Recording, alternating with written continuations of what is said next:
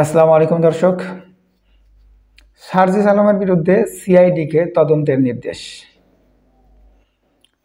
সার্জিস আলম আবার কি করলো ভাই? করেছে। সার্জিস আলমের বিরুদ্ধে সিআইডিকে তদন্ত করার মূল কারণ হচ্ছে সার্জিস আলম ফেসবুকে বিএনপির নামে কিছু মিথ্যা তথ্য বা মিথ্যা ছড়ানোর অভিযোগ রয়েছে।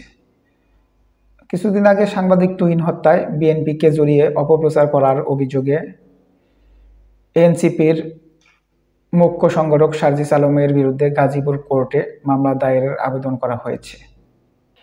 আবেদনের শুনানি শেষে বিচারক গাজীপুর সিআইডি পুলিশকে মামলাটির তদন্ত করে প্রতিবেদন দেওয়ার নির্দেশ দিয়েছে।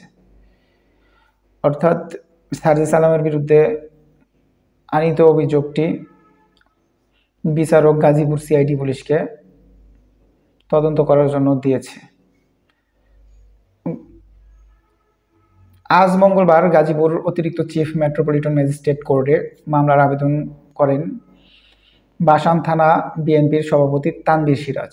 অর্থাৎ সার্জিস আলমের বিরুদ্ধে বাসান থানা বিএনপির সভাপতি তানভীর সিরাজ মামলাটি করেন। তার দাবি তিনি সার্জিস আলমের বিরুদ্ধে 10 কোটি টাকার মানহানি মামলা করেছেন। অর্থাৎ সভাপতির দাবি তিনি সার্জিস আলমের বিরুদ্ধে 10 কোটি টাকার মানহানি মামলা করেছে। ফেসবুকে তুহিন হত্যা যে অপপ্রচারটি করা হয়েছিল তার প্রেক্ষিতে তিনি মামলাটি করেন। অতিরিক্ত চিফ মেট্রোপলিটন ম্যাজিস্ট্রেট আদালত 2 এর বিচারক আলমগীর আল মামুনের বেঞ্চে মামলাটি আবেদন করা হয়। শুনানি শেষে বিচারক গাজীপুর সিআইডি পুলিশকে মামলাটি তদন্ত করে প্রতিবেদন দেওয়ার নির্দেশ দেয়। তানভীর সিরাজ বলেন, অপরাধী চক্রের ভিডিও ধারণ করায় সাংবাদিক তুহিনকে হত্যা করা হয়, কিন্তু সার্জিস আলম না জেনে বুঝে সত্য না জেনে বিএনপির বিরুদ্ধে অপপ্রচার করে, যেটা বিএনপির জন্য খুবই বিব্রতকর। ফেসবুকের এই ঘটনায় বিএনপিকে জড়িত করে নানা অপপ্রচার চালিয়েছে, যা দলের ভাবমূর্তি নষ্ট করেছে। অর্থাৎ গাজীপুরের বিএনপির যে সভাপতি উনি বলছে যে সার্জিস আলম ফেসবুকে পোস্টে বিএনপির নামে যে অপপ্রচারটি করা হয়েছে এটা দলের ভাবমূর্তি নষ্ট করেছে। কথা সত্য, যদি দলের নামে মিথ্যা অপপ্রচার করা হয় তাহলে সেটা দলের ভাবমূর্তি নষ্ট করে। আর যেহেতু সামনে ভোট, এটা জনগণকে বিএনপির ভোট কমাতেও সহায়তা করবে। অর্থাৎ জনগণ চাইবে না যে কোনো চাঁদাবাজ বা দুর্নীতিবাজদের ভোট দিক।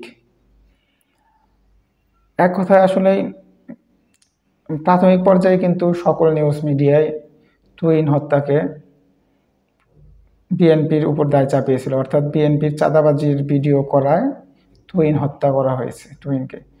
কিন্তু আমরা পরবর্তীতে দেখলাম যে ঘটনাটি সম্পূর্ণ মিথ্যা। গাজীপুরে এক ব্যক্তিকে হানি ট্র্যাপ দেওয়া হয়। হানি ট্র্যাপে মহিলাটিকে চিনতে পেরে লোকটি যখন মহিলাটিকে গায়ে হাত তুলছিল তখন হানি ট্র্যাপের সাথে যুক্ত সন্ত্রাসীরা তাকে কুপাতে গেলে সাংবাদিক তুহিন ভিডিও করে ফেলে এবং সাংবাদিক তুহিনের ভিডিও করাটাই হচ্ছে কাল হয়ে দাঁড়ায়, যার প্রেক্ষিতে সাংবাদিক তুহিনকেও তারা কুপিয়ে হত্যা করে। কিন্তু প্রাথমিকভাবে বিষয়টি না বুঝে সবাই বিএনপির উপর দায় চাপায় যে চাঁদাবাজি করতে গিয়েছিল বিএনপি, সেটার ভিডিও করায় তাকে হত্যা করা হয়েছিল। আসলে দর্শক, সব কিছু প্রাথমিকভাবে না জেনে বুঝে কোনো ধরনের কমেন্টস না করাই ভালো, তাহলে নিউজটা বা কমেন্টসগুলো মিথ্যার দিকে ধাবিত হয় বেশি। তাই আমাদের সকলের উচিত